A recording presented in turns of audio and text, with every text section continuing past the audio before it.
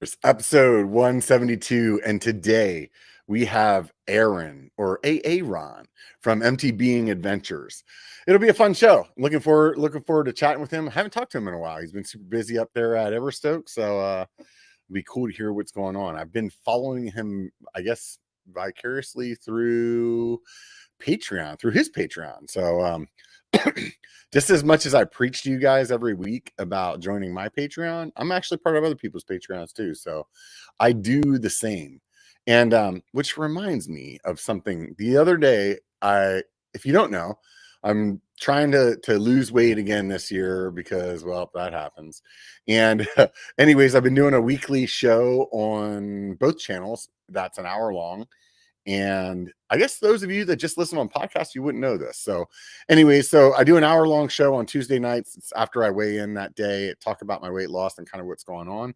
And that's open to the public, free, live. But if for some reason you don't make it to the live show, it goes to members only. So the only way you can catch that later is to either be a member of the channel or to be a patron. So either way, Patreon or members both get access to that, as well as some other things. So if you're on the biker channel and you're a member, you get that early access to the videos, and both of them you get some cool little logo next to your name when you're in live streams or in the comments, so that I can see that you're a member.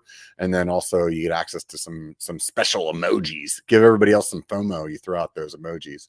Anyways, really appreciate everybody on there. It means a lot, and it's been a lot of fun doing that show. That show's called Backpedal, so if you want to check it out, either one of the channels, Tuesday nights. I've been trying to do it at 6 p.m. every night. So, but the moral of the story is what I was talking about last night on that show is basically, just in your mind right now, think about how much money you think I made on YouTube last year doing this podcast all year long.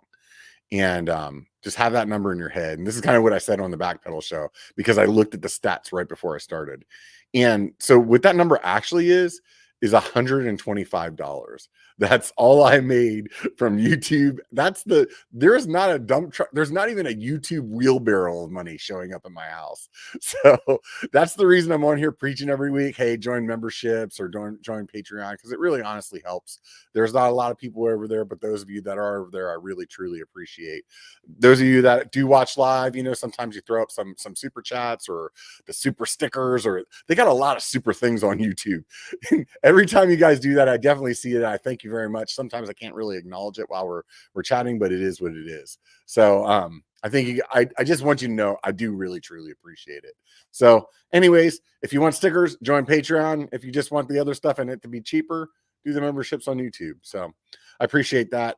Everybody out there, thank you very much. Let's go ahead, bring Aaron on. Let's talk about Everstoke. Oh, let's see if I know how to work this thing anymore. What's up, dude? Hey, what's happening? Not much, man. Just living the dream over here, pretending to be a podcaster. Nice. Well, thanks for having me.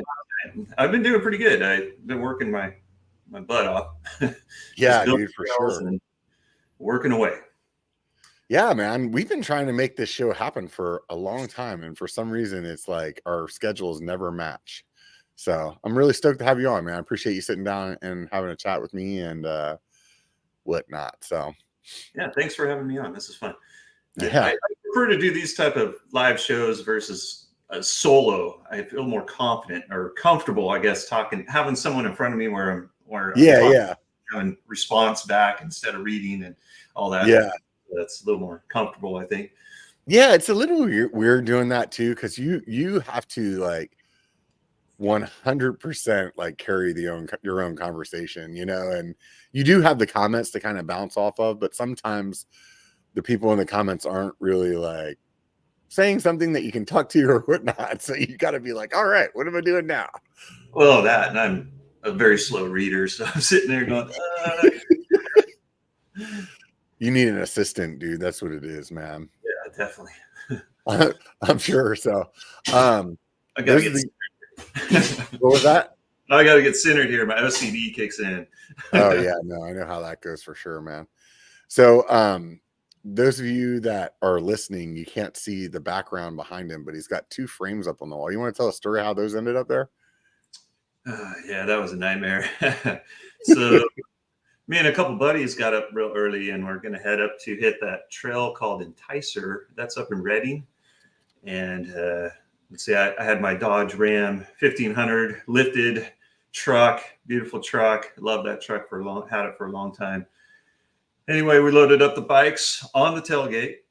Had the nice tailgate pad, got the bikes all set up nice and cush, started taking off up highway I-5, and looked back, bikes were gone. I said, hey, where's the bikes? And well, the tailgate opened up, and it was like, oh, big sinking feeling in the chest, just like swallowed my heart. So we zipped around as fast as we can, and that is about all we could salvage. It was 3 mountain bikes, 2 Santa Cruz high towers. Mine was a long travel, and the other one was a YT Capra. Oh God, I think it was like estimated damage, $14,000 gone just in the blink of an eye. So, and what's crazy is I never opened up that tailgate, and I have a lot of work trucks at the time, mostly Dodge, and I literally got a recall notice in the mail like a month later saying, hey, we have an issue with tailgates. And that was on the newer vehicles that mine was an 06. So it was like, it might have brought an awareness to me saying, oh God, my tailgate, I wonder, maybe I should chain these down. So for the longest time I had shell shock, and I would actually put a chain through all the wheels of every mountain bike I carried on that thing. Plus I made some safety latches that, if the tailgate was to come on, because I never opened it. I just literally just came open. And you went full paranoid from that point forward, because you had like a chain and a padlock or something like that on like both sides, or it was ridiculous. I remember being like, Aaron, it happened once, dude. It's never going to happen again.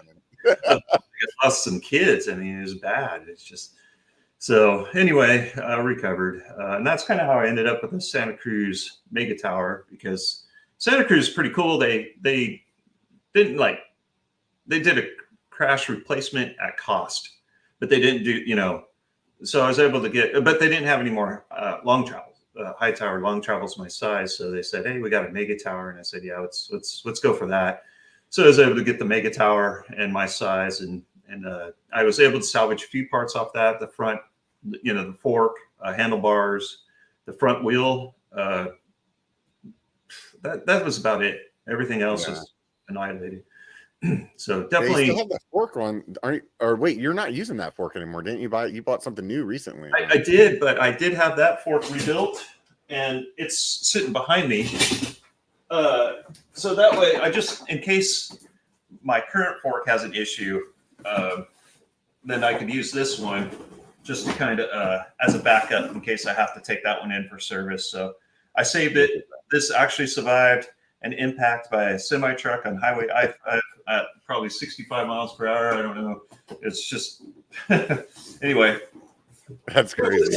Gosh, that was back in like 2018, I think. That's bad news. But we did. I will say, we kind of dusted ourselves off and went down to Santa Cruz, and we demoed a couple mountain bikes and rode there. So we didn't let that tragedy destroy our day of riding. We made something of it. So that was pretty. That's surprising, dude. I just would have went to the bar and freaking got housed instead. At that point, I've been like, "Fuck it." Well, we thought about it. It was still pretty early. It was like 6 a.m. I couldn't find any bar at the time. Yeah. Well, that's the thing. Now that my kids aren't in the house anymore, I never leave for early morning rides anymore. I'm like one of those guys that's like, so we can start at like noon, right? Nice. Yeah. There is something good about, say, starting a little later. The weather is usually much better, unless it's a really hot day. But it is definitely nice to have a warmer ride than, say, freezing everything off while you're riding. Especially this time of year, it's nicer to let it warm up a little bit. But I guess in the summertime, if you get out earlier, it's not as hot then. So I'm always like showing up at the trail system whenever I notice like all the people that were motivated are leaving. I'm like, man, it's hot as fuck right now. And then I'm like watching all these guys like wrap up their ride. I'm like, man, I guess they did it right. Yeah, it is a little harder to get started sometimes. Get in the morning. Trail building is the same way. It's I try to get in the habit of just waking up first thing in the morning. Uh, don't even eat. Just get on the trail, do maybe 1 or 2 hours of building, then come back, get a little breakfast, and get back out there. I find myself being more productive that way. If I don't get moving right away, it's really difficult to get any. And I'm ambitious. I want to get a bunch of trails built. So I think if I was staying up there, that's probably the method I would go at, just to like get up and go, because I don't know, I'm pretty motivated as soon as I get up. So it's not like I don't need like to slowly get myself together. You know what I mean? Like right. Some people are a little slow. Maybe that's the military in us, where it's just like go. You know? True. Yeah. It definitely has there's still some of that old military feeling, and especially when you're outside doing like we're grunts, doing grunt stuff. It's kind of fun to get up and kind of just hack away. It's very difficult though when it's say like 3 degrees in the morning. Yeah, that's very hard to get out of the sleeping bag. Oh yeah. So because your trailer up there, you don't have any heat or anything in it. No, it's just I'm just blankets over my head, hiding. Even my nose is still cold. But yeah, go ahead. So for people that aren't familiar with Aaron or his channel, he runs a channel called MTB'ing Adventures, and him and another YouTuber that most people know, BKXC, decided to go in together on this piece of property up in the Sierra Nevadas, and it's 91 acres, I believe. 91 and some change. I can never remember the exact amount. I think it's roughly. I always say 90, but I just watched Brian's video yesterday or this morning, and he said 91, so it's stuck in my mind. So I'm like, okay, that's good. So anyways, so you guys have been up there, kind of, how long has it been now? Since it's been like 2 years? Yeah, about 2.5 now. I think end of May will be our 3rd year. And so, how do you are you where you expected to be 3 years ago, or do you think you're farther? We're pretty close to being on track. I would say I would like to be a little further, but I think realistically we're right where we should be. I started a business before doing heating and air conditioning, and it took a couple of years to get that off the ground. So I'm overly ambitious at times, and of course I wanted to get it going by summer the 2nd year, but forming the LLC, getting waivers, coming up with all the game plan situated. There's just so much to tackle. Looking back, I feel like we did a really good job to get to where we're at. And I think we're pretty much on track for realistic, because we had nothing, no trails, no road, no drainage, no nothing. No well. Brian, he put in a ton of work with the well, the bathroom, having a tool shed and everything that will help make the place functional. I was out there pre-grumper, pre-tool shed and everything. It just night and day difference to just having, all that stuff, all those luxury things that we didn't have at the beginning. And then having actual sites, places that people could park their vehicles and camp and everything is pretty good. And the tiny houses, that was a huge step.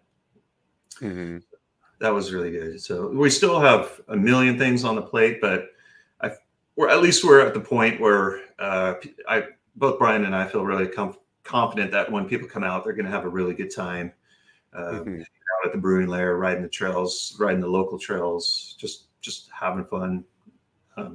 Yeah, it's been a ton of work that you guys have been doing. I think that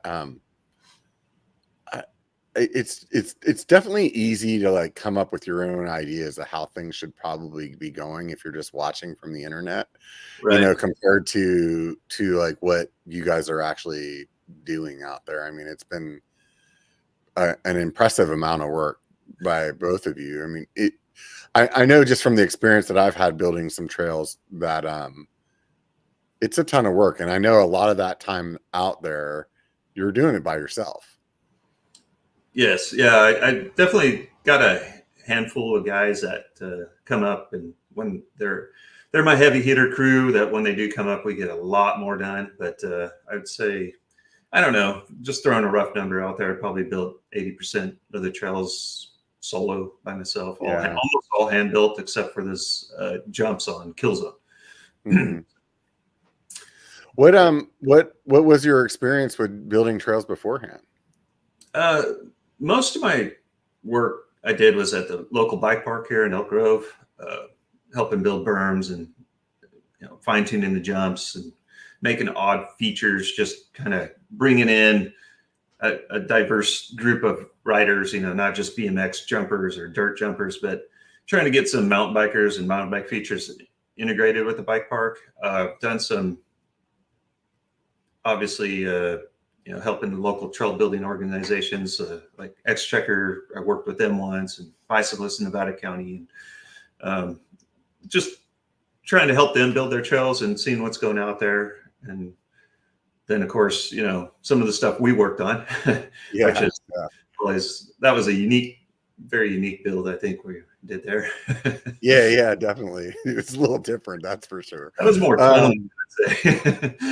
Yeah, so the area that he's talking about that we built in is very, very, very, very thick with undergrowth. So it's basically all chaparral and manzanita as far as the eye can see. And realistically, it makes zero sense to build there, but I think we just don't like it ourselves. So we decided to do that. Every time I watch somebody building a trail, like even Aaron in Everstoke, and he's like, yeah, I just walked through here and put some flags up. I'm like, oh, wow, that must be nice. Yeah, the brush that I will occasionally go, oh my gosh, it's going to suck here trying to get through. It's nothing compared to what we did at our trail system. Yeah, no, it's definitely. So essentially, though, you didn't have any kind of like formal training or anything like that. This has kind of been like you're learning it as you go kind of thing. Yeah, I would say learning quite a bit as I go. I mean, there's so much information out there. There's still a lot of information, obviously, from YouTube.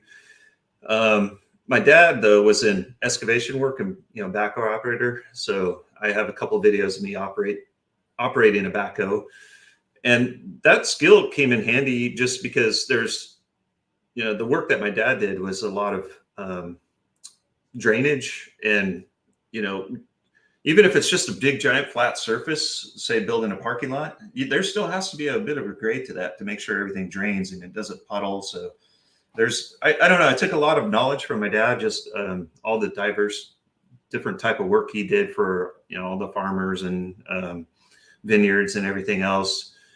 And I realized that you have to really have an eye kind of for even digging just a ditch, like for pipes.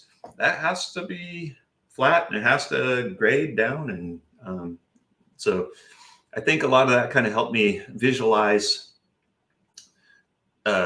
single track and making sure that, okay, we're not going to have any drainage issue here. And then the one thing I learned from other YouTubers and other people coming out is a lot of grade reversal. That's huge. And just not making. Can you explain grade reversal to people that don't know what that is? Yeah, sure. Grade reversal is just basically having, some downhill followed by a short uphill. So if the water was to follow the single track, it's not going to follow it all the way down and rut. Everybody's probably experienced those giant ruts going down single track trails. And that's typically, if you don't have grade reversal or some sort of, what do they call it? Water bars to kind of divert the water off the trail. You'll find that being a very common thing because the water is going to take the path of least resistance and shoot right down the trail. Yeah. So grade reversal is just a nice way, say, drop, go down 50 feet and then come back up maybe 10, 15 feet or whatever you feel is kind of fun. And just try to picture a roller coaster. I always just picture a roller coaster, never a straight line. Love going up on the side of the hill, coming back this way, going back to the left, going back to the right, going up, going down. And that makes the trail last a lot longer too. So you're not blowing your wad right away, just throwing all your, all that hard work of climbing. It's nicer to have a trail where you could just have a lot more play and pay to play or whatever. Yeah, definitely. So at this point, how many trails do you have on the property? Do you know, like count wise? I think about 14 trails, and we're a little over 5 miles of actual trail now. And I'll have to actually measure it again. We're tracking everything on Gaia GPS, which is good for ourselves. And eventually, Brian and I have been kicking back and forth. Do we want to put it on Trail Forks? We're only worried in that sense that we want people that are staying there or really contributing or being guests to make sure they have kind of that club mentality of having trail system almost for themselves. If we put it out on Trail Forks, it might open up a can of worms, but I think that's the direction we're going to go. And once we do that, then we'll have a real accurate measurement of how many miles we have. Gaia GPS is pretty good, where if I map the trail, then I click on that specific trail, it'll give me an estimate. Oh, this is 0.37 miles long.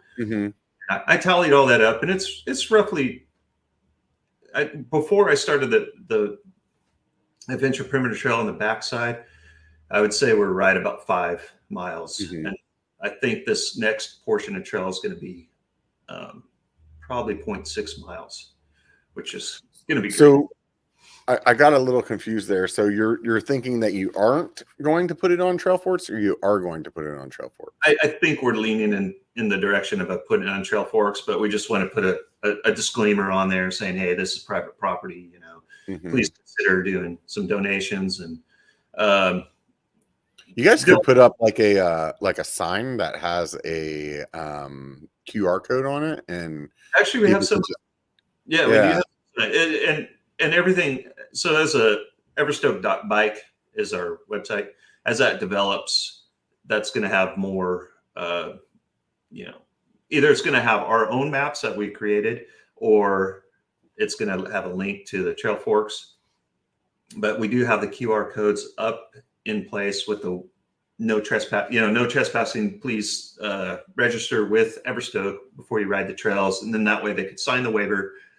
And, this is going to evolve as we go, but we just want to make sure that we don't have a bunch of people just jumping on Trail Forks, inundating the place, and then the guests being like, well, this sucks. I mean, it's busy. I don't think we're going to have that issue, but, we don't know. We just kind of want to fill it out before we get too far.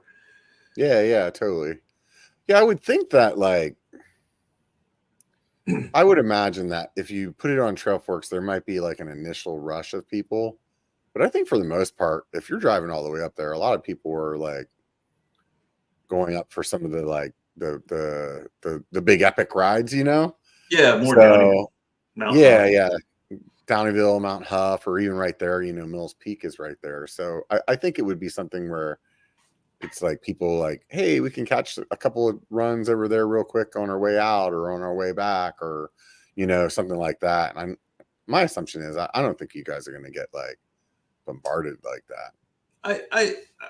I agree. I think we'd be fine. But again, we just want to make sure that, because it would suck, say you're a guest and you drop oh yeah, I got me and my 10 buddies, and they rent out the tiny home and a couple spots, and they're kind of thinking this is going to be oh, we're going to have all this riding, and there's just going to be a few other people out there, and all of a sudden that weekend, for whatever reason, I mean, it's hard to say what direction we're going to completely go. I mean, we do have races out there, so we have the Everstoke that's going to be in September, and that will be our second one, and there's that weekend, everybody that's getting the campsites, they're expecting it to be busy. So and the campers might not even care. They might come out and be like, who cares? There's 50 people out riding the trail. You barely run into anyone. So there is so much to do out there now as far as riding. I recommend, if anyone does come out, it'd be great. Go, Mills Peak, Mount Huff, all that stuff is primary, but try to leave a day just for Everstoke. And maybe, in the afternoon, if it does, get bored with Everstoke, you could still head over to the brewing lair, grab yourself a beer, come back, hang out. But I've had a lot of guests stay out there, and they did maybe like Mills Peak, and then they started riding some of Everstoke, and they're like, "Oh man, I wish I had more time to ride, check it out," because it's not a giant trail system, but there's still a lot of little fun things to do, and that's going to continue to grow as we keep implementing more features and everything else. So it's yeah, I mean, I think there's a solid day to be spent there. Like if you were to have a weekend and you were going up there to camp, like in my mind, if you were going to be there for 2 days, I would plan on just riding Everstoke one of the days, unless you were going to try to do I would just plan on it one of the days, because even at the times that I've been up and we've done like Mills Peak or something like that, a run or two in the morning, we still come, and what we ride in the afternoon is just scratching the surface of what you have there. It's I climb up and maybe do Everflow once or twice, and then you want to do something else, and next thing you know, you're like, oh, I've just burned a couple hours, because I mean, unless you're climbing at a just really trying to kick your own ass, then you know what I mean, between hanging out and having a good time and then talking about whatever you did, it's really easy to blow through a few hours there without a problem, and not feel like oh, we just rode that one thing over and over again. Yeah, there's a lot of options, and I mean, it's just there's so much I want to do out there. It's just crazy. Yeah. And you know how it is. You start building a trail, and you're like, oh god, that would be sick to make that a rock roller, or that would be cool to make that a feature. So I have that all the time, and I would do want to say e-bikes are welcome. I get that question a lot. So I was just going to ask that, actually. That's good that you mentioned it. An e-bike, I've had several e-bikers out there, and Everstoke is the paradise for e-bikers. I mean, you could do, because there's some punchy, steep climbs, and that's just because the terrain is the ridges. There's no way around it. You're just going to have a couple steep climbs here and there. I tried to make a climb trail that's really gradual all the way up, and even that has a couple not too bad sections.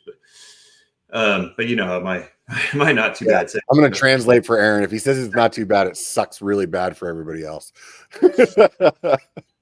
But an e-biker, they were heading up the fire road and doing laps and just having the best time.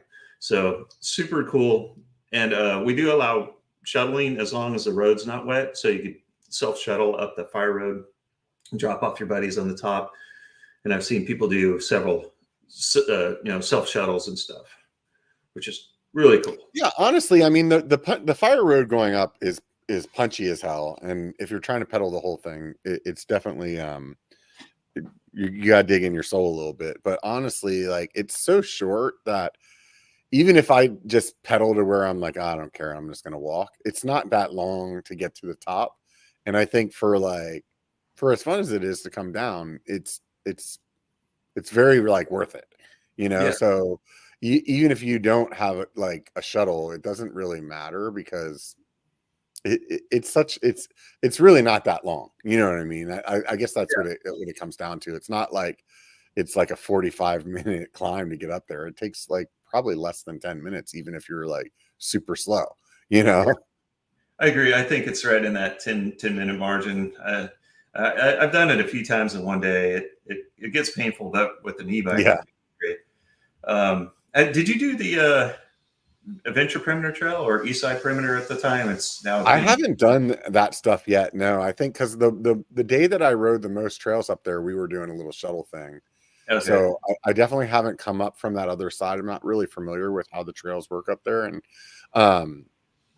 really looking forward to kind of checking that whole thing out this spring whenever you get that, because my assumption is the east side perimeter kind of connects to the adventure perimeter or something like that. So then you can just make a big loop around the whole. Eventually, I mean, it was because that's all we had was the east side of the perimeter trail, and it was just kind of cool name, ESP. So I went with that for a little bit, but now it's going to be all adventure perimeter trail. and it's all going to connect. So okay, so it'll just be the one trail that actually just goes around the entire property. So it'll be kind of like a full-on XC kind of like a little bit of pain cave kind of trail with some fun stuff in it. Yeah, it's pretty awesome because we're forced. Well, I was kind of restricted because the goal was to hug the perimeter of the property all the way around as much as possible, which kind of makes you have to think outside the box in a few sections because you have some really kind of strange ride areas.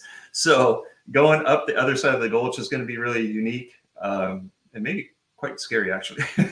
So Yeah. it's going to have I've never built a wooden switchback, but we have no choice. It's like I could have diverted away from the perimeter and kind of branched out a little further, but then you run the risk of messing up some of your other downhill trails in the future.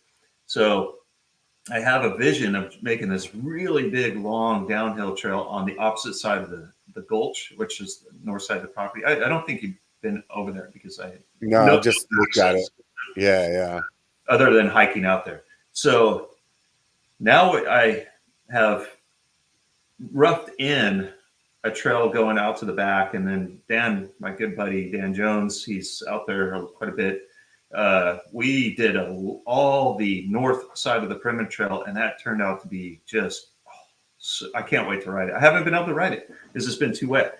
But just you could tell it's going to be pretty fun. And then I've been working on the west side, bringing it all the way down, and I finally got a game plan for that, and got most of the brush out of the way. I still have a ton of bench cutting to do. It's going to have a lot, but it's going to be quite a treat for like those crazy cross country riders or just the people with the adventure mentality, the adventure spirit. I think for me, I like the idea of it. It's basically like, hey, this trail's going to be tough, but it's a short amount of it's not a huge distance. I mean, what would the whole trail be like? Couldn't be much more than a mile if it's even that, right? Yeah, I'm hoping it'll be at least 1.5 miles, but it'll probably be right there about 1.5 miles. Yeah. So I mean, it's a decent clip. So I mean, you could go up there and be like, all right, I'm gonna, let's just say there's a segment for the entire thing. It's like, okay, I'm gonna try to PR this thing, or I'm gonna try to do 3 laps and see how fast I can do it, or I'm gonna do a lap this direction and a lap that direction, and then see how that plays out, or whatever. So is it gonna be 2-way, or I just made that assumption it is? It will be 2-way, yeah. It will be better to go one direction, but I definitely want to make it where you could ride both directions. Right now, see, counterclockwise is the way to go. But I'll definitely try to, as time goes on, because there's a few sections that's just like, if you go clockwise, it's going to be a few hike-a-bike sections. There's just no physical way to get up those really steep grades. But that's an easy fix of just having an alternate, a little alternate line or something. So fun downhill line on the steep section, but a nice gradual climb line or something. And every trail within the perimeter trail comes off east side perimeter. So you can make a series of combinations. So you could start going up the adventure perimeter trail, come down, let it rip, go up a trail called Serpent's Back, then come back down rough cut. Then you could go back up, say another the easy climb trail. Then you could come down Everflow. So, and it's just whatever you want to, whatever you want to mix it, however you want to mix up the ride combinations.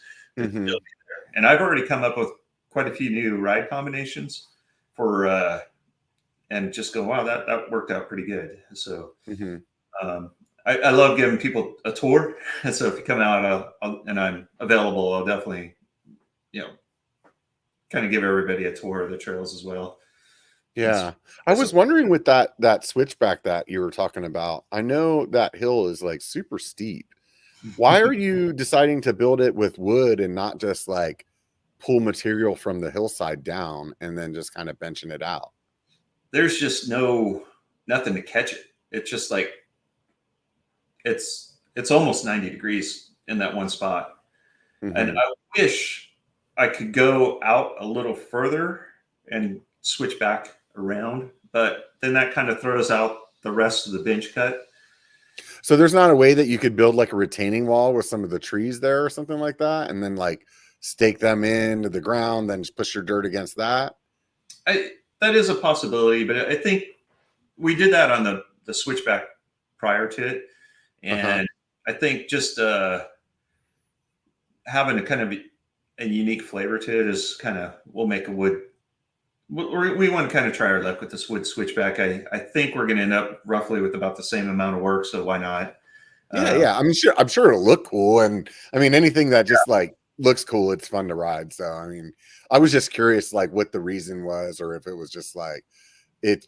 I mean, obviously the GoPro effect when you're watching it, like I know that hill's steep, but watching it online, you're like, it's not that bad, you know? It's like scary steep. Like when it's bone dry out there and I walk along that edge, I'm afraid. You know, Brian is a little bit more ballsy than I am, and you know, Dan and them. But we kind of hiked along that edge several times. And there's a few times I've thought I was just going to slide all the way down into the gulch, and I'm just sitting there going, hold on, guys. Let me kind of get up above that tree right there, so I got something to catch me. If I catch myself, and you know, Brian's he's like a little mountain goat. He's just running all over the place. He has no fear, but it's crazy steep. And I actually seen Dan slide down probably 10 feet down that hill, just trying to get his footing. Just like watch him. I'm like, dude, are you going to stop? He's going under those rocks. Yeah, you'll definitely stop at the gulch. Yeah. Even his dog gets a little sketched out in some of those spots. I'm like, dude, it's ridiculous. So is the trail itself pretty wide getting up there, or is it kind of sketch too? It's not bad. It's narrow. I want to definitely make it wider. I think if I was to ride it right now, I would be scared. So yeah. So, but I mean, I think that your plan is to build the trails and then kind of like refine them later, or? Yeah, correct. And for multiple reasons. One is like, let's get a full layout of everything and see if any of the trails that we build are going to, interfere with any of the other trails. And then it's also kind of nice to groom the forest right away, as there's a lot of dead brush, trying to raise up some of the canopy, get rid of some of that dead brush, bury it, use that old brush kind of for erosion control, and set that off to the side, bench cut the trail. So it's kind of like a forest cleanup project, as well as getting everything lined out. And then, if we put too much work into the trail early on, then we decide we have to move something, and then you put on all that extra work for no reason. So it's like, I rather kind of rough everything in, start riding it, make sure it works, then go back and then make improvements as we go. And then also it's kind of a, hey, we got 6 miles of trail already, and it is rideable trail. It's fun, but the goal is to make everything like 10 times better. So, but I love how everything's coming out. And for me, I like to ride a trail, dozens of times over and over and over. It's like, okay, what part do I want to fix? Like, oh, all this was great. Then you're like, this one section, it's kind of bland. Let's go tweak this up. So I try to get in the habit of going up on Thursday, and I like to spend maybe a couple hours first thing on Thursday doing a little trail maintenance on the existing trail, or maybe a little trail improvement, and then spend the rest of the weekend adding, working on a new line or something new. And I get excited because I'm thinking to myself, once I have all the trails cut in and all that work I've been putting in, just, cutting the trails in, imagine what we're going to be able to accomplish once that is done. That's going to be I think that's going to be a huge milestone for us to really start making incredible trails, you know, going from like a mediocre level to like, oh my God, I got to ride that 10 more times before I leave Everstoke. So I think you guys did a really good job on the Everflow trail. thanks. I mean, I think that's like that trail really shines well. I think it stands up as a really fun trail. That seems to be the most popular trail right now. Everybody loves that one, and they seem to do multiple rides. And I love it. I love that trail. But that's a perfect example. That trail, I made probably 20 modifications to it as I went, and it was just minor tweaks here and there, and it got better every time. I don't know if you remember that there's kind of a berm followed by a steep dip, and then you got kind of come up, and then you got another steep dip. Then it really slowed out for a while. I modified that by just adding a culvert. And yeah, I remember you did that shortly after we added the culvert at the end, and you said it sped it up a lot more there in that midsection. Yeah, that section and another section, by just adding a culvert and taking out just a little bit of that G out, it made that so much more smooth. It just really popped a lot. And and it just, you know, and that's all it took, is just moving a little bit of dirt here, a little bit there, adding a culvert, and boom. Next thing you know, you took a section that was kind of like, oh, this sucks because it's slowing you down, and it turned it right into like super flowy. All like that entire trail, you don't need to pedal. You could do the whole thing flow. Now the trick is to kind of tweak it a little more over time, where you're not having to hit your brakes in any section, and just, you know, let the bike rip all the way down. And I don't know. I haven't ridden it like at the end of the season this year, but I remember there was a turn that I felt like it needed a slope side berm on it to keep you on the trail if you were like really pinning it. But otherwise, I felt like, I mean, the thing, like, it really has good flow to it. It was a lot of fun, even with the G outs, you know. So I would imagine that with the changes that you made, it's just gotten better. So what do you think is probably one of the biggest like hurdles that you've had to overcome with the property, you know, compared to what you thought when you showed up 3 years ago? I'm not sure. I'd say the biggest hurdle is just being cautious with the money. You know, it would be nice to have a little tractor or something. That would be super useful, just to get, you know, loading up a log, say, onto the mill to get the, you know, is when you have to move a log by yourself with a wrecking bar or something, that takes a lot of power and energy and time out of you. And you mean like how big, like a little excavator kind of deal? Or well, we were kicking around the idea of mini X, but I think once, you know, we're not going to have a need for a mini X once all the trails are built in. So I think something real versatile, like a little Kubota with a front loader and a little mini backhoe in the back, and something maybe you could put post holes on it just to move logs around, refresh the road.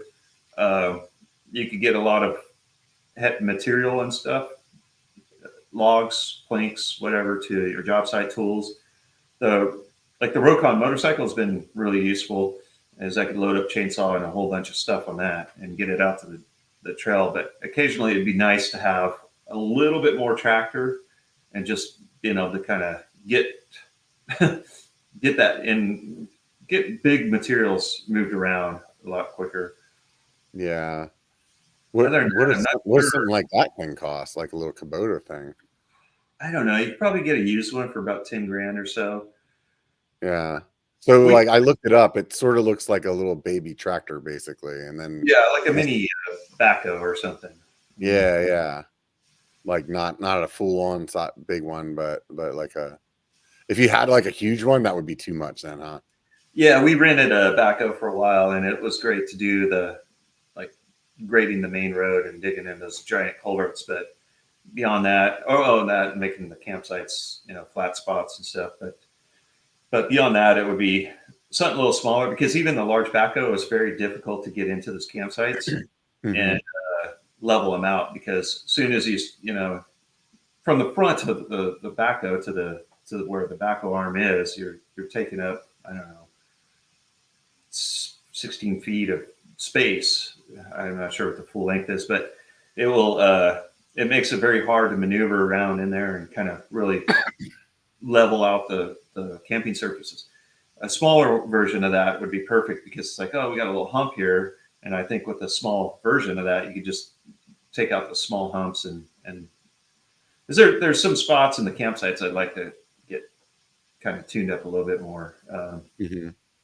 Make those really stand. How many sites do you have? How many campsites do you have there? Right now we got 7, and then the tiny house. Is that where you're planning on keeping, or is there like idea to have a few more? Or? Our goal would be to do like 10 sites, 10 campsites, and maybe 2 tiny homes over time. We're shooting for, and that always pivots. And some of those campsites might be like a yurt, like 7 sites, a yurt, and 2 glamping tents, or I don't know. We're gonna play around with something where we think it would be kind of cool to have a yurt. So all set up, it's already furnished, and you go in there and it's like, oh, this is cool, little beer refrigerator and everything in there. So but that's just kind of a, we're always, any business, you kind of pivot several times, and this is working, this isn't working as good as I thought, so let's try this.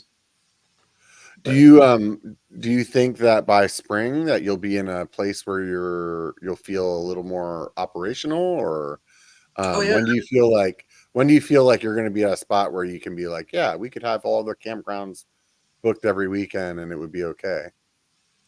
I'm hoping it's this year. I mean, if people are interested in booking now, they might want to consider it, because I already got a few weekends filled now, and it's like January. So I think the September 15th weekend, that race is happening. I believe 4 of the sites are, that's a long time from now. And I believe 4 sites are filled up. And I believe at the very beginning of May, the tiny homes filled up and every campsite. So it's kind of happening. I think one of the biggest challenges is like trying to get people to come out weekdays. Like it's a good deal to get a campsite on the weekdays, $30 a night versus $50 on the Friday, Saturday night. And then if someone wanted to stay, I'm always flexible. Especially since we're in promotion mode, I'm down to, like, say if someone stays a week, pay for 4 nights, get a couple nights for free or something like that. As long as we get some of those weeknights filled up, that would be great. Yeah. I think, once you get to a point where you're, because I think last year you weren't really like, we didn't have open. It was kind of like a soft opening, I guess you could call it. Yeah. Where it was like, yeah, you can pay, or you can do some work, or like, you know what I mean? Yeah.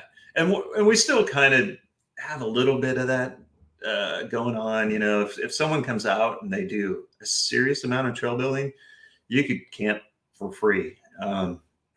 Or if you do like half a day of trail building, you could get, like, say 50% off your campsite. So I'm down to be very flexible and make this happen. I don't, whatever it takes.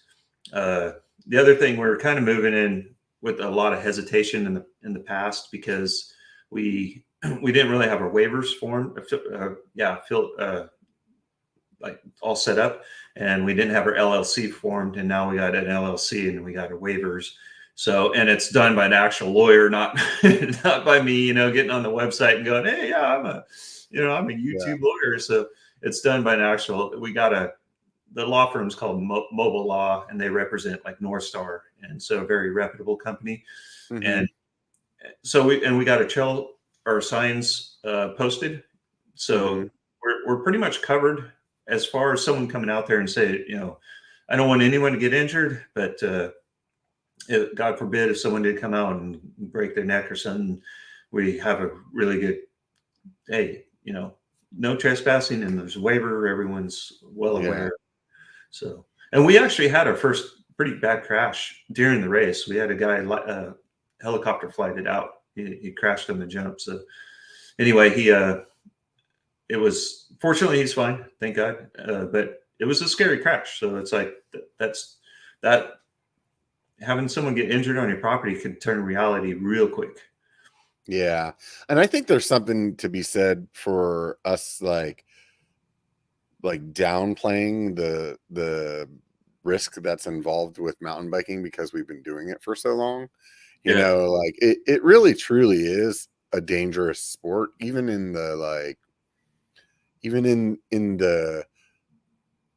the not crazy trails, you know, like you're flying along at 15 miles an hour, let's just say, you know, and that's not, you know, like full on like downhill speed, you know what I mean? But like, let's just say 15 miles an hour and you run straight into a tree, dude, you could be paralyzed, you know, like depending on how it goes. I mean, people fall in their shower and like end up a quadriplegic. So I mean, it's like you're moving along at a good clip, and there's definitely some opportunity for error out there, whether or not it's like, and I'm not saying like your trail system, I'm saying just mountain biking in general.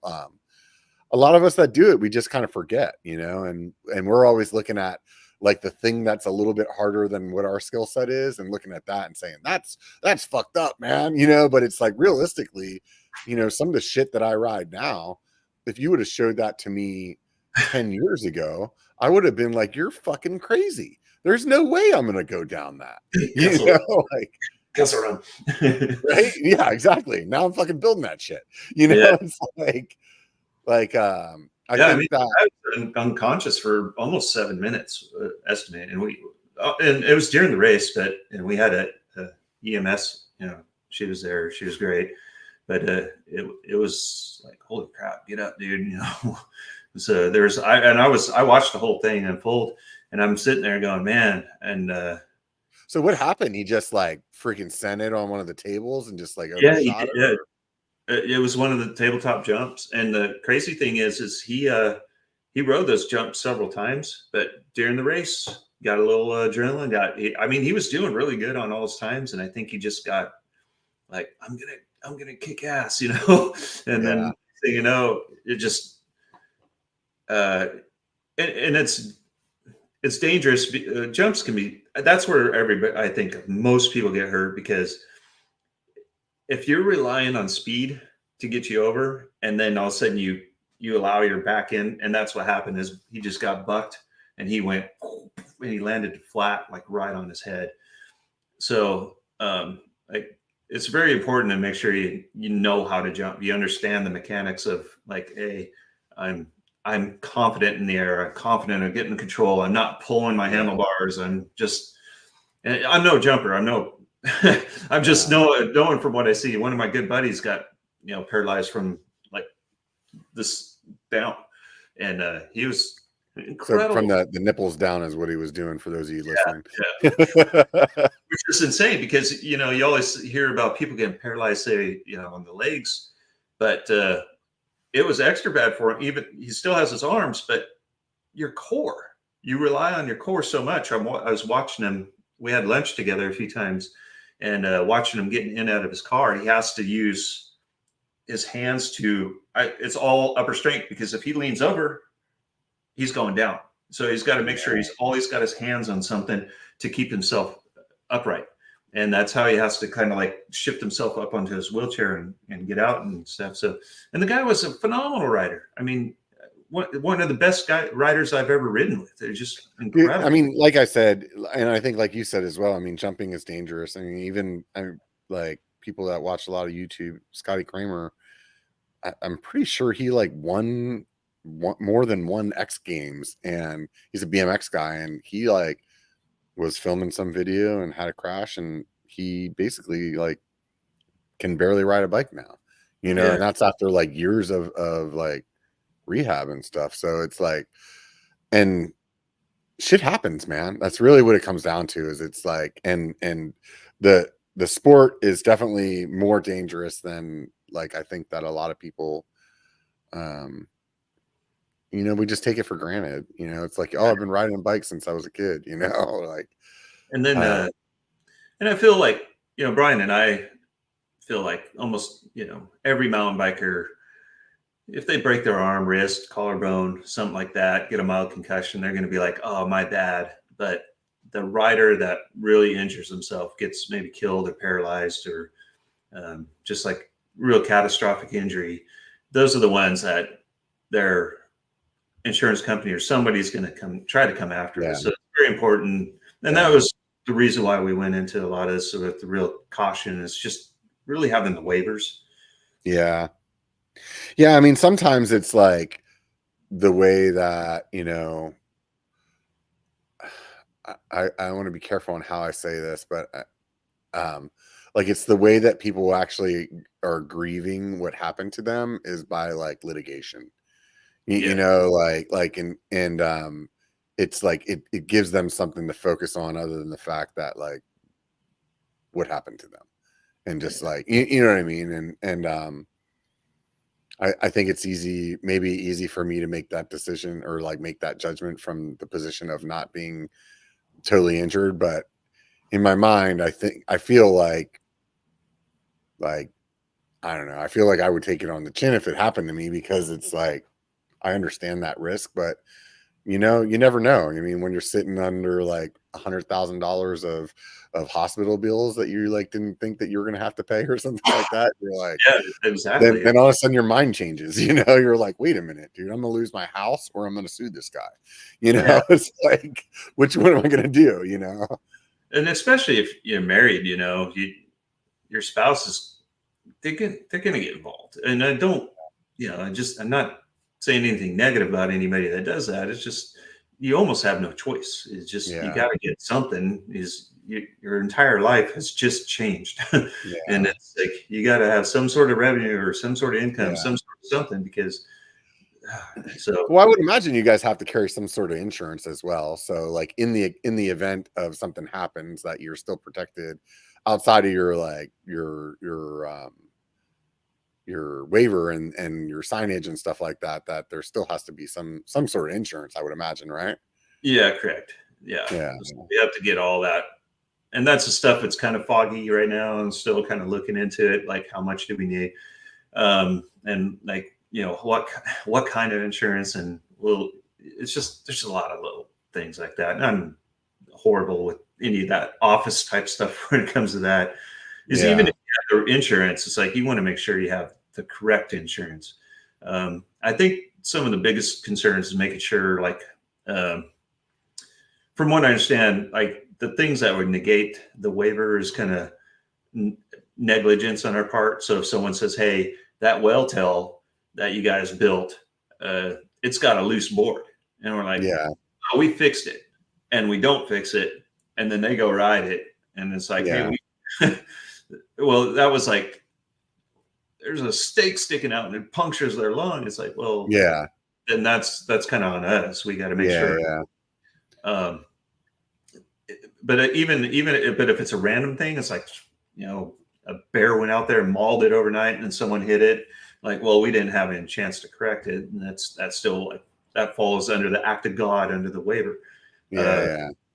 But outside of that, it's like, we got to make sure everything's fixed. And that was another concern we had with putting things on trail forks, because I kind of want to like have someone outside of myself or Brian. If we do put on trail forks, I want to have someone outside of myself or Brian to put that on trail forks and do an accurate job, because there's kind of a question of, like, say I label a trail intermediate, and it ends up being a black diamond, and or a double black, and there's kind of some gray area there potentially where someone could say, hey, you mislabeled that. I'm a new rider, and I was going to, everything's black.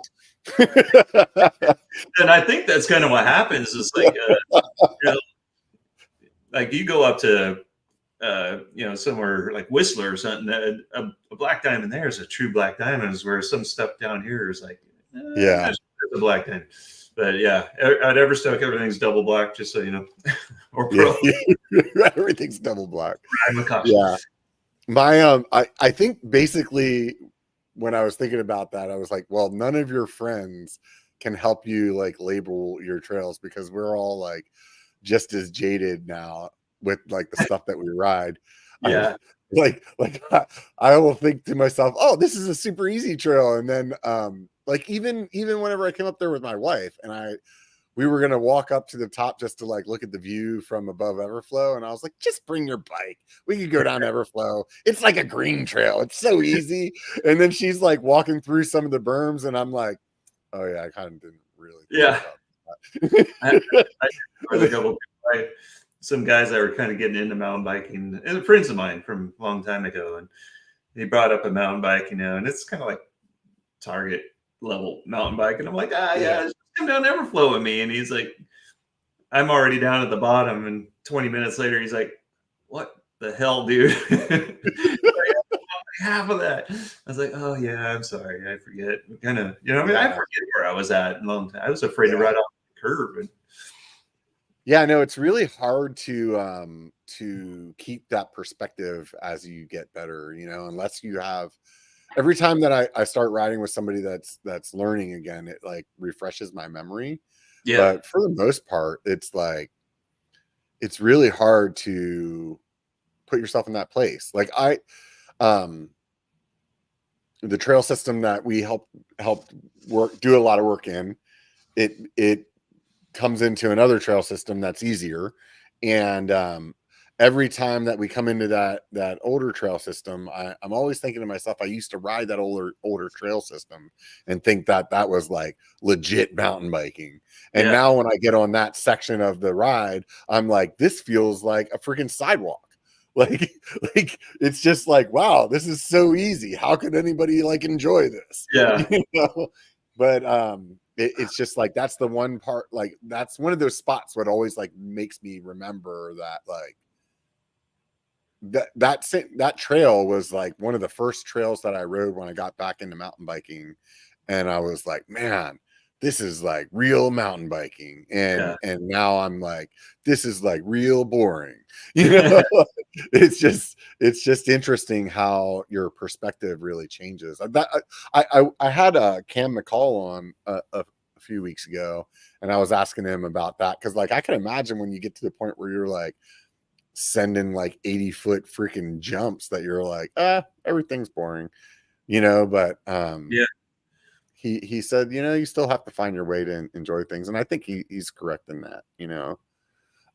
I still find fun in those trails. I just ride them very differently, Yeah, same here. You're looking for more play, like, oh, I could kind of pop off of that little tiny rock. Just kind of mixing things up now.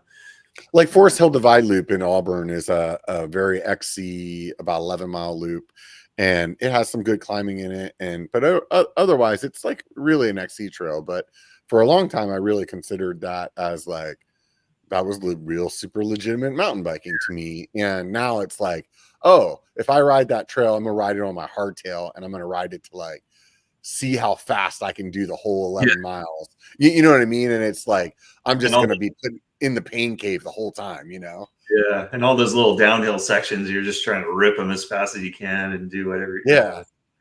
Yeah, or you're using those sections just to recover from the climb that you just did, and you're like, and you're just like, just trying to keep it pinned that way. But I think that's that's the way that you keep mountain biking fun though as well, because it's like if you really think about it, I mean, God, I don't even know how many times I've ridden the trails in Auburn. I mean, I didn't even have Strava the whole time that I've been riding out here, and it's like, probably like 300 or 400 attempts on like connector, and that's not even all the years that I've been riding it, I remember connector used to seem like so fast, and now it's like I'm pedaling through, trying to go faster now, and I just remember, God, it's like, dude, this is so fast. I'm just like, Yeah. But now it seems like a pretty slow trail, and I mean, you can still make it fast, but it doesn't.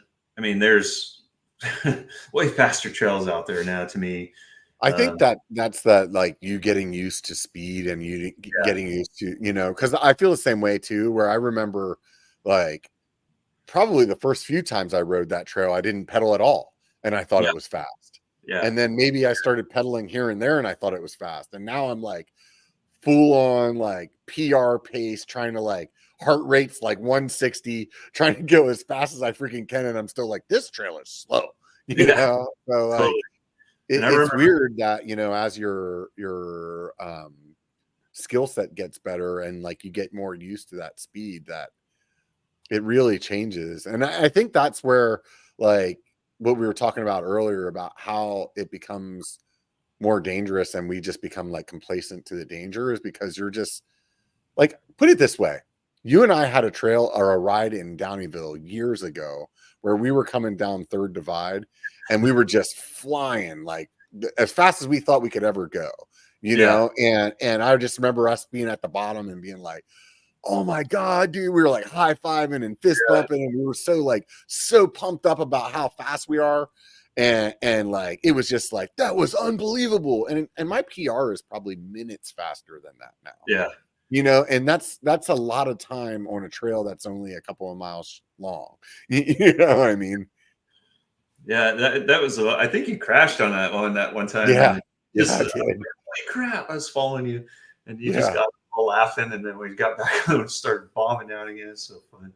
But even that Rockies trail, like in Auburn, man, I remember the first time I was like, who could ride this? I didn't ride it for a long time. And then finally, I remember the first time I was able to ride the entire thing going, whoa, dude, I got so much better. And now it's like, now how fast can I ride this trail? Yeah. And Yeah. Now your time is like, you know, 50 seconds for the whole trail.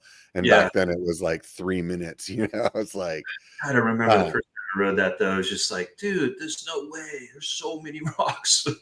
I have a video of me and Zach on that trail from the very first time that we went on it. And we're Yeah. like standing there. We were like sessioning the little rock roll that's in the middle of it and like trying to figure out the line, Yeah. you know, and it's like, it's just so like puts it so much into perspective, like what we were talking about when you go back. That's the fun thing about, you know, recording and having the channel is Yeah. really being able to go back and look at that stuff. I mean, there's a lot of trails like that. Like the very first time I ever went down East Side, I was terrified, you know? Oh yeah. And Yeah. I used to scare me. Even that one going into Rockies, what the hell was that? Stonewall. Stonewall. Yeah. Yeah. Stonewall. I mean, I remember that seemed like it was so steep to me going. Yeah. There was a couple of sections that I remember walking down and I was riding with my son and he had just went down them. And I was like, dude, you just went down that? And he's like, yeah, I just did it. And I just remember being like, dude, you're crazy. And yeah, I mean, same thing. It's like that trail now. And that's one of those things where it's like, I have somebody that's a newer rider coming out and I'm like, oh, we should go down this. And then I'm like, oh, fuck, dude, I totally forgot. Like that's really like, that's like hardcore for people, you know? Yeah. And, to me, it's like, oh, the people I ride with, they're like, oh, that's the warm-up trail, you know, like, so it's yeah, it's really interesting. So, I mean, so back at Everstoke, I mean, are you trying to have like trails that are all the way through the spectrum from green to double black, or is it like kind of in your mind you want everything to be like in the blue zone and maybe some green, or what are you thinking? I would like to cover everything. Mm-hmm. More people could get out there enjoying the sport, because I always thought, you know, I have the mentality of trying to grow the sport. You know, it's just grow the pie, get more people involved of just enjoying it. When I was at the bike park, it seemed like it was really cool showing people like what mountain biking is about, just the very basics. Mm-hmm. So I love the idea of having families come out with their kids, maybe just getting into the sport, or the husband or the wife is a really good rider, and vice versa. The husband or the wife is just getting into it, and then they could ride like the climb trails. I call it the climb trail right now only because I don't have a name for it yet, but that's a great trail to go up or down. And I think that's a great beginner trail if someone wanted to get into mountain biking. It's the same with like Serpent's Back. You know, the name's scary. The trail is not, but it's yeah, it sounds like a horrible climb when you were like, let's go up Serpent's Back and then make this other lap. And I'm like, I'm gonna take Oh, the we other named one. it Serpent's Back because they're really windy, and I really tried to, it looks like a serpent's back from up above. So yeah, and then even the more advanced lines, I think having go arounds, so people could just any level could ride them and have an alternate entrance line. So you got your crazy steep line going just bombing down a mountain, or you could say, "Oh, I'll take the nice little cool line around the edge." We actually, Jeff, my good friend Jeff, you know him, he's taken us on that one. Yeah, The place. I know what you're talking about. And anyway, he just made an alternate line for the Tree Fort Trail because the entrance to that was just ridiculous. I mean, it made me rethink my life a few times. So it's like, let's have an alternate line, and he cuts an in for that. So it's pretty nice. But yeah, everything will have a go around. There's going to be some specific lines that are just meant for really good riders. So there's a guy, Dylan. He has a single track line, and he's going to have a couple bike clinics at Everstoke. Really good dude. Just met him first time about maybe 2 months ago. And anyway, he's really, like, from what I've seen on his videos, a really good rider and an amazing trail builder. So he's already built a little baby line coming out of the bottom of Saskatchewan, which doesn't mean much to people until they get out there. But and then he's built an alternate line to Rough Cut, and it's got a squirrel catcher, which I hope everybody's familiar with. The squirrel catcher is just basically a gap jump into his line, and that makes a statement right away saying, "This is going to be an advanced line." So immediately after that squirrel catcher, it's probably like a 12-foot gap jump, and then it's going to have this crazy little roll. I'm not going to be able to ride this line, but it'll be nice to have a couple advanced trails specifically for the real good riders. So, but if someone doesn't want to do that line, they could just go down the regular Rough Cut. So, problem solved. Everyone could have fun. Have you been down the Rough Cut yet?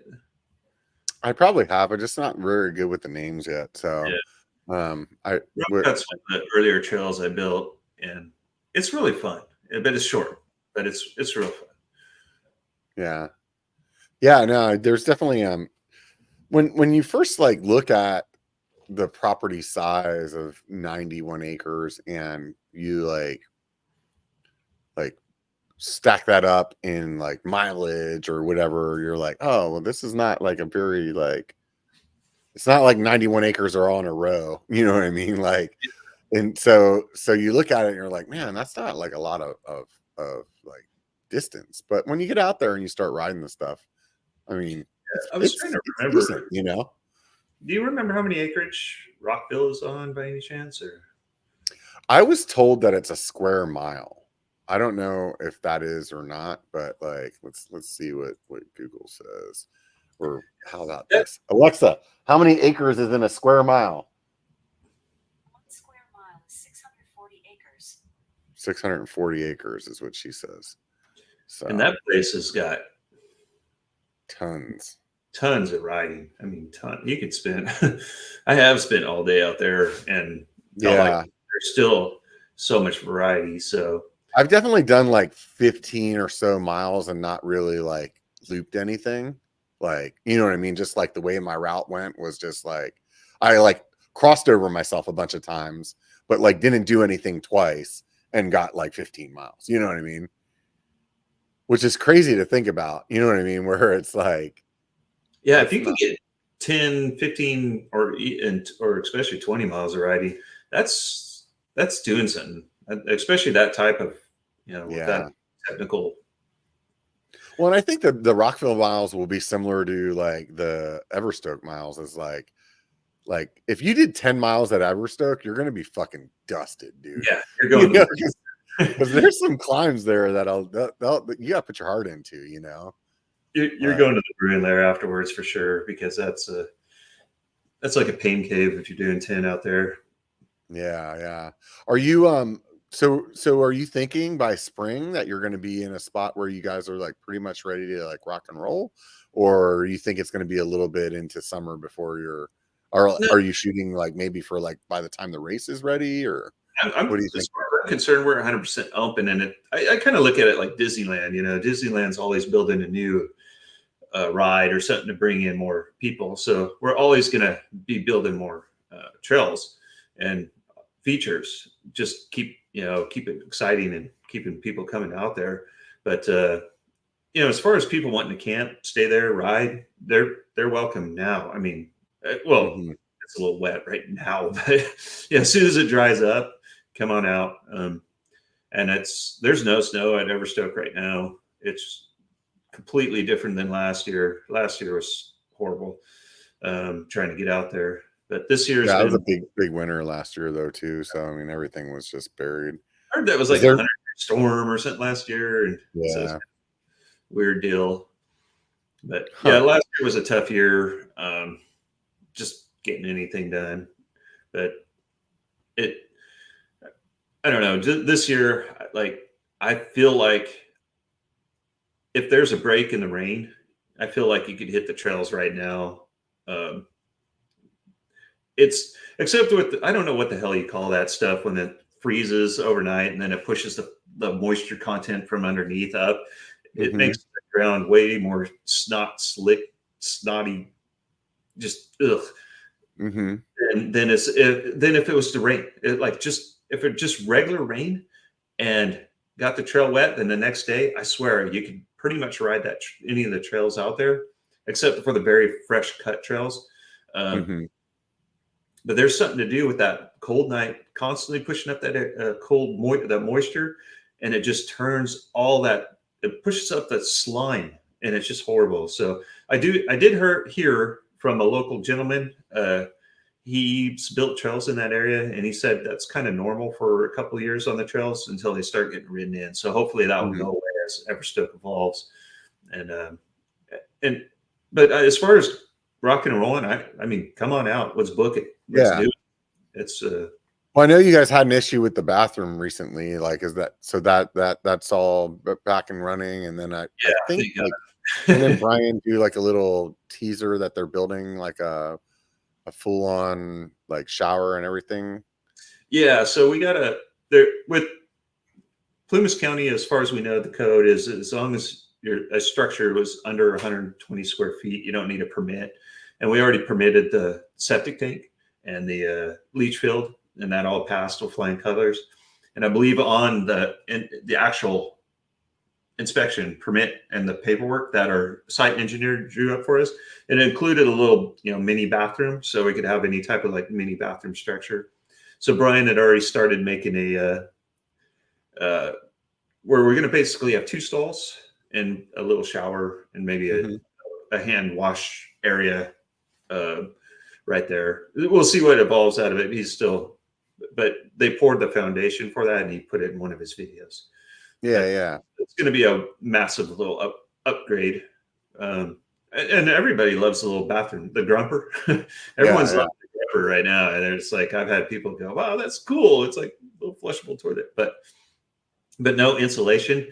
And that's what happened is, even though Brian and I were taking, doing our due diligence, trying to push air through the lines to get all the water out of the line. And we were taking a little sump pump thing where you actually stick it into the bottom of the toilet. You could pull all the water out of that little P-trap.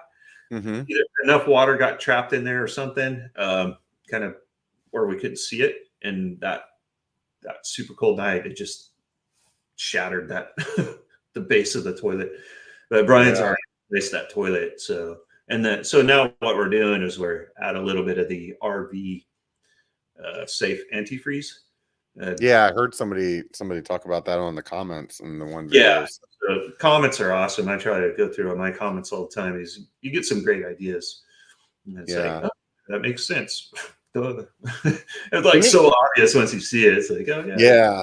But didn't he use some kind of like little heating pad thing that like in the pump room? Like I was thinking, what if you could put like something like that on the toilet where it just keeps the toilet like warm enough that actually, if you look real closely, he did have some it's that heat wire just wrapped around pipes and stuff that are exposed, where you can't bury them. And that he had some kind of heat pads and stuff attached to the toilet, but didn't work. It's just, you got to have so much heating on it.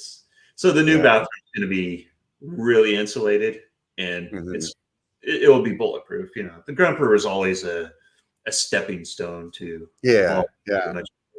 bathroom. When do you think that bathroom will be done? Tough. That's Brian's project. Brian's put in a ton of work, and he plans on being at Everstoke quite a bit this year. The prior 2 years, he had a lot of trips planned and prior obligations and stuff, the trail one components and all that stuff. But he's been out there a lot lately, just putting in the work. And I believe if the cards fall right, we're looking at, I'm thinking into March, April, somewhere in there, like a usable toilet. And I'm sure there's still going to be some fine tuning to do to it and stuff. But, but I think that'll be a game changer, having the 2 toilets and a shower, like a legitimate shower. That I feel like that in itself will just be like that'll really, really change things. That's gonna be huge. Yeah. I can't remember. Did you guys finish the little, I don't know if you want to call it a pool, but the what do you call the waiting tank? Did you guys finish the deck around that this year, or was there? We do got the main deck there. I'd still like to build a couple little steps down to it and out of it, and then I'd like to kind of let's see, the underneath the deck is kind of janky looking because you can see underneath. So I want to kind of put some siding or something there, just to kind of hide that. Yeah, just to make it look a little more pleasing. But that's going to be fun. Like that. What's that?